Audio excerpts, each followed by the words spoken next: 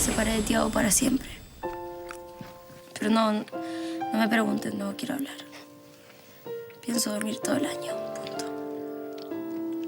Bueno, hablo yo entonces. Lo mismo de siempre. Todo mal con Tacho, Luca. ¿Luca? Dije Tacho y Luca, la pelea que hay entre ellos, Tefi. Pero obviamente me pone mucho peor por Tacho. Sí, yo estoy igual. ¿Con Tacho, perdón?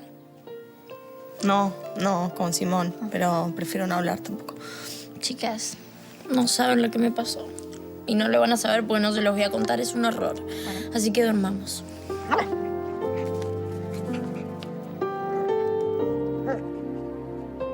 ¿Y vos, linda? ¿Algo para contar? No, esto no te lo perdono. Mira, te voy a mandar a la perrera. Hasta la perra está mal. Ya fue, amigas. Vamos a dormir. Vamos.